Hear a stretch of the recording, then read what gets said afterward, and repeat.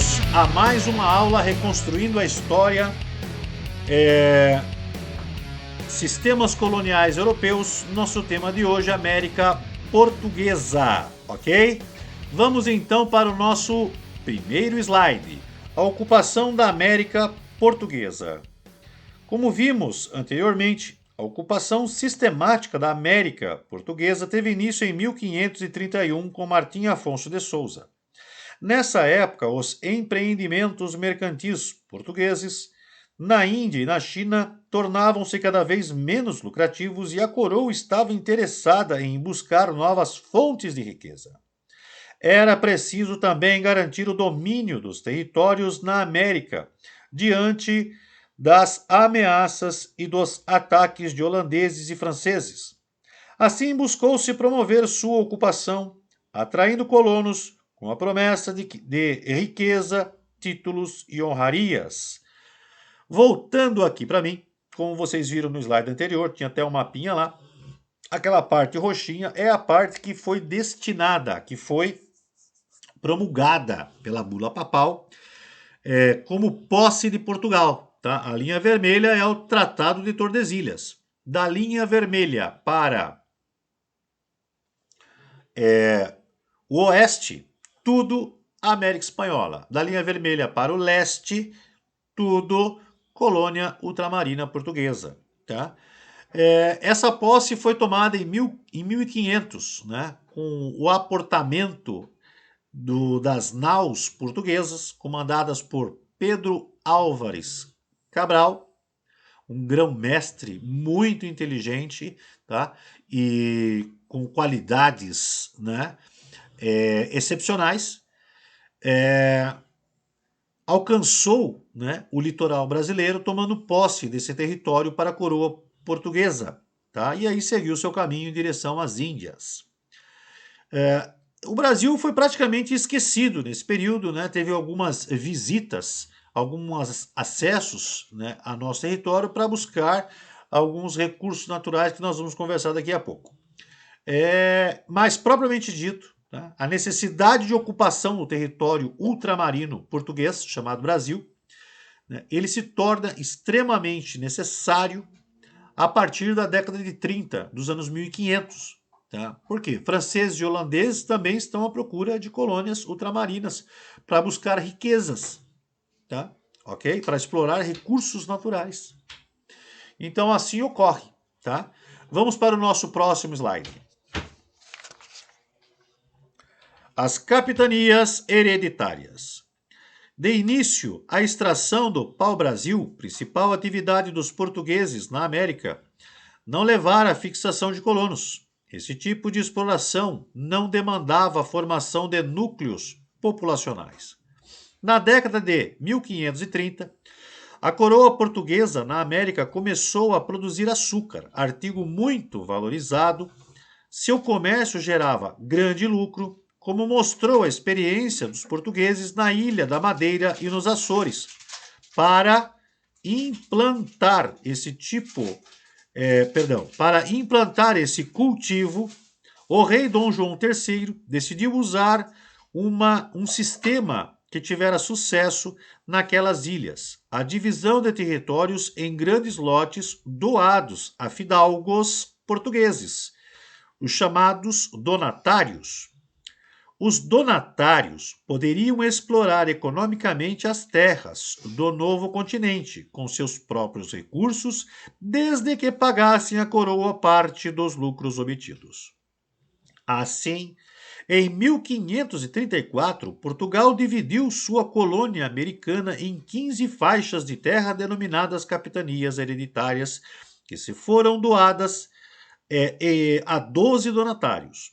As relações entre o rei e os donatários e os colonos eram estabelecidas pela carta de doação.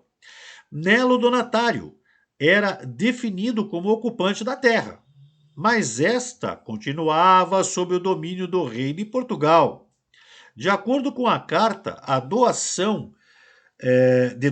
o donatário deveria colonizar a capitania fundando vilas, policiar suas terras, protegendo os colonos contra ataques de indígenas e estrangeiros, fazer cumprir o monopólio real do pau-brasil e do comércio colonial, e no caso de serem encontrados metais preciosos, pagar 1/5 de seu valor à coroa. Voltando para o professor Vanderlei, então, chegou o momento de explorar definitivamente a terra e colonizá-la, torná-la parte integrante do reino português, tá? Com cidadãos portugueses estando fixados nessa região, ok? Como que a gente vai fazer isso? Vamos colonizar essa região, tá? Vamos prometer às pessoas, né, que elas lá vão ter condições de formar propriedade, de formar riqueza e de evoluir socialmente cada vez mais no mundo novo, tá? E assim ocorre. A experiência colocada em prática na Ilha da Madeira e dos Açores foi colocada também na colônia chamada Brasil. Tá? São as capitanias hereditárias, das quais vamos ter lá donatários que vão trabalhar nessa terra. Eles vão ser como governadores dessa terra, né? Vão ser os governantes supremos dessa região, só abaixo do rei. E lá vão permitir que colonos se estabeleçam, vão permitir que ocorra a formação de vilas e cidades e ocorra aí o desenvolvimento social dessa região. Nessa carta de doação, coloca essas situações que foram descritas aí no slide. Tá bom? Vamos para o próximo slide.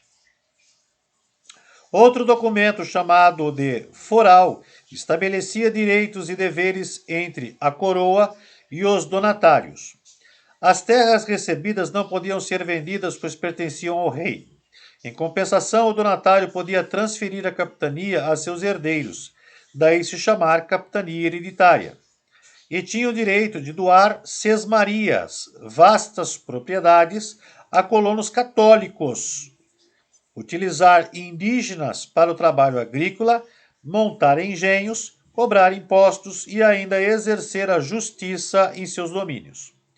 De todas as capitanias, apenas 2 tornaram-se viáveis: a de São Vicente, no sul, cujo donatário era Martim Afonso de Souza, e a de Pernambuco, no norte, pertencente a Duarte Coelho. Nesses locais, o cultivo de açúcar foi bastante lucrativo e permitiu a continuidade da colonização. Diversos fatores contribuíram para o insucesso da maioria das capitanias hereditárias, entre os quais a distância em relação à metrópole, a grande extensão territorial, a resistência dos indígenas aos conquistadores europeus, os ataques dos corsários franceses e o desinteresse dos donatários, pois muitos não conseguiam arcar com as despesas para a colonização e suas capitanias, e por isso nem chegaram a tomar posse delas. Voltando aqui, então essas são as dificuldades estabelecidas naquele período. É um período onde, para você sair da metrópole e chegar até a colônia, você tem que estar numa caravela. Né? E essa é a primeira dificuldade. Olha a tecnologia que você utiliza para atravessar o Oceano Atlântico. Né? Fora isso, mais uma série de dificuldades. Você está chegando numa terra agressiva, você acha que alguém que está lá há milhares de anos, né, vai se sujeitar a ser escravo, vai se sujeitar a perder o domínio das suas terras. Ele nem sabe o que é o rei de Portugal. Ele sabe o que? Nem sabe o que é reinado, não é? Então, são dificuldades imensas e muita gente realmente nem sai de Portugal para tomar posse das capitanias hereditárias, ok? Mas, por fim, tem 2 capitanias que vão funcionar certinho. São Vicente funciona belezinha, tem uma grande produção, né? E Pernambuco também, tá? O solo ajuda, o tamanho das capitanias ajudam, né? O administrador tem experiência suficiente para poder atuar, tá? E é um bom negociador. Então, as coisas vão funcionar dessa forma. Beleza? Vamos então para o nosso próximo slide. Nós temos aí a representação das capitanias. Né? Essa é a nossa representação mais antiga, tá? A visão das capitanias. O mapa ao lado apresenta a visão mais antiga do século XIX. O seu autor e historiador Francisco Adolfo de Varnhagen baseou-se na cartografia de Luís Teixeira de 1586 e, de acordo com essa visão, as capitanias eram representadas nos mapas em linha reta, que iam do litoral ao meridiano de Tordesilhas. O próximo mapa representa uma visão mais moderna, né? Através dos estudos, o mapa ao lado representa uma visão recente, de 2013, elaborada pelo engenheiro e professor da Escola Politécnica da USP, Jorge Pimentel Sintra, membro do Instituto Histórico e Geográfico de São Paulo. Sintra recorreu a várias fontes documentais e cálculos mais precisos, e sua versão aponta algumas alterações, principalmente no norte e nordeste, com as capitanias indo do norte para o sul. Então nós temos essa diferença, tá? Voltando aqui para o professor, nós temos essas diferenças, né, cartográficas que representam realmente, né, algo importante. Uma coisa é você entender a divisão das capitanias, todas em linha reta do litoral para o centro do país, até a direção do Tratado de Tordesilhas, da linha divisória, né? E outra é você ver a nova divisão norte e nordeste, tá? Então, por isso que você entende que o tamanho, tá, das capitanias ele tem grande relevância ao processo de sustentação da sua governabilidade. Então, aí você consegue montar uma estratégia da visão geográfica, político-social. Tá bom? Vamos para o nosso próximo slide. Os governos gerais. Considerando os problemas das capitanias hereditárias, Dom João III decidiu centralizar a administração colonial, criando o cargo de governador-geral. Essa medida contribuiu para a ocupação e exploração mais efetiva do território americano. O sistema de governo geral complementou o das capitanias hereditárias. O governador-geral, nomeado pelo rei, deveria cuidar da colonização e da justiça, organizar as rendas, nomear funcionários para as capitanias, incentivar a lavoura de cana, procurar metais preciosos, defender os colonos e explorar o pau-brasil. Seus auxiliares diretos eram o ouvidor-mor da justiça, o provedor-mor das finanças e o capitão-mor, defesa e vigilância do litoral. A primeira sede do governo geral foi a capitania da Baía de Todos os Santos, transformada em capitania real. O primeiro governador geral foi Tomé de Souza, que em 1549 se instalou na Baía de Todos os Santos, onde organizou um núcleo urbano que seria a primeira cidade do Brasil, a capital da colônia, Salvador. Centenas de colonos vieram com ele para formar fazendas nas sesmarias doadas, com o objetivo de cultivar a cana. Duarte da Costa foi o próximo governador-geral em 1553. Trouxe colonos e jesuítas, incluindo José de Anchieta. Durante o seu governo, os franceses tentaram estabelecer uma colônia na região atual do Rio de Janeiro, iniciando uma guerra que durou mais de 10 anos. O combate aos franceses ocupou também o governo seguinte, Mendes Sá, que chegou à América Portuguesa em 1557 e fortaleceu a colonização. Ele organizou as várias regiões da colônia, as missões ou reduções, expulsou os invasores franceses, controlou os indígenas que se rebelavam contra a colonização e fortaleceu as atividades econômicas na América Portuguesa. Então, voltando aqui para mim, ficou claro que o sistema de capitanias hereditárias ele tinha que ser desenvolvido, mudado. Tá? Para isso, então, se estabeleceu um governo central, né? Um governador geral. Já pegaram quem? Pegaram o Tomé de Souza, que já estava dando certo na sua capitania lá. Né? Ó, vai lá e dá uma geral nesse negócio aí que nós temos que fazer isso funcionar. Eu preciso buscar lucros para a metrópole e só vai funcionar se tiver uma mão forte tomando conta disso daí. Tá? Tomé de Souza aceitou e foi lá e já organizou as coisas, transformando a região da capitania da Baía de Todos os Santos, né? Um grande núcleo, né, de governabilidade, fundou a cidade de Salvador, né, primeira capital do Brasil, né, da colônia portuguesa, né, e aí continuou fazendo a sua governança. Tá? E aí houve vários percalços. Né? O próximo governador-geral foi nosso amigo Duarte da Costa, foi nosso amigo Duarte, o próximo governador-geral foi nosso amigo Duarte da Costa, tá? Ele deu continuidade ao processo de desenvolvimento da colônia portuguesa, tá? E no governo deles, os franceses invadiram a região conhecida hoje como Rio de Janeiro. Tá? Só foram expulsos com a entrada do próximo governador, Mendes de Sá, que conseguiu não só estabelecer essa expulsão dos franceses, mas também deu início às missões e reduções. São agrupamentos formados por nativos, colonos e jesuítas, tá? Montando ali um modelo europeu, né, de sociedade. E aí começa o desenvolvimento em todo o país. Tá bom? Vamos para o próximo slide. Jesuítas da América Portuguesa. As missões ou reduções eram agrupamentos indígenas dirigidos por missionários jesuítas que chegaram à América para converter os indígenas ao catolicismo. Nas missões, os nativos eram catequizados e aprendiam os hábitos e costumes dos colonizadores. Essa prática desagradava os colonos, que eram impedidos pelos missionários de escravizar os nativos. A coroa procurava administrar a rivalidade entre colonos e jesuítas.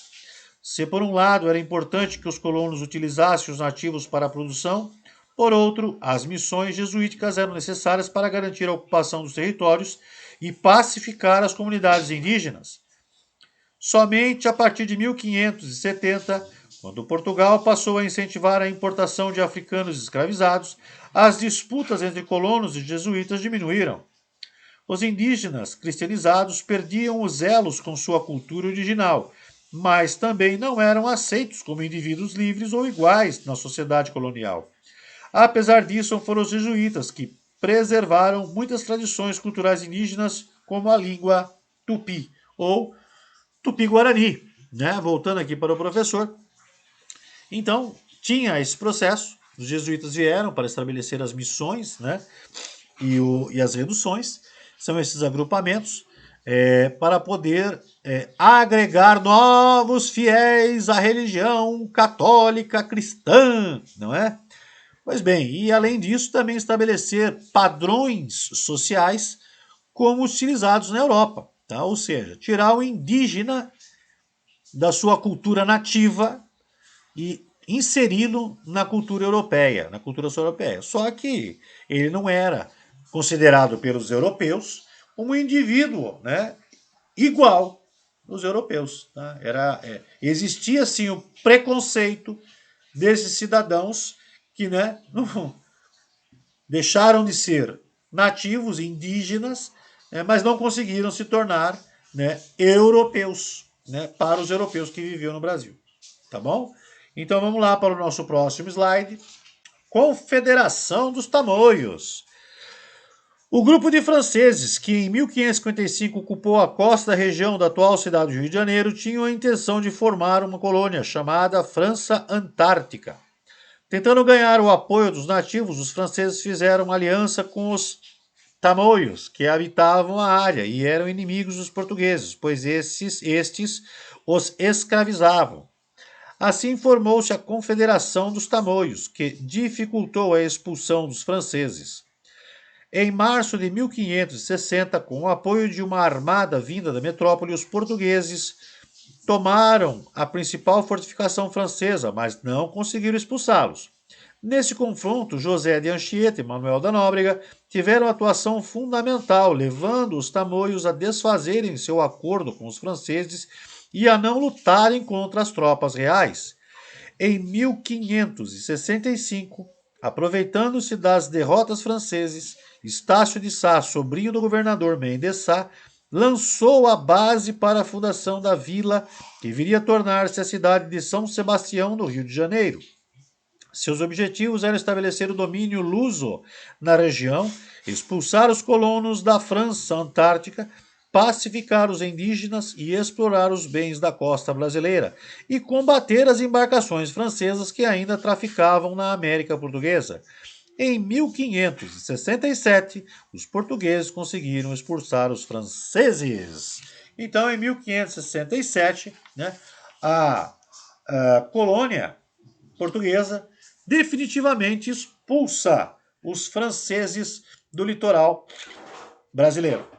E, através da fundação da cidade de São Sebastião, no Rio de Janeiro, estabelece-se ali um ponto luso, né, da coroa portuguesa, para poder continuar o processo de colonização, pacificação dos nativos. Tá bom? E assim, né, finalizamos esse contato, essa apresentação, essa aula a respeito da colonização da América Portuguesa. Um grande abraço a todos e até o nosso próximo encontro.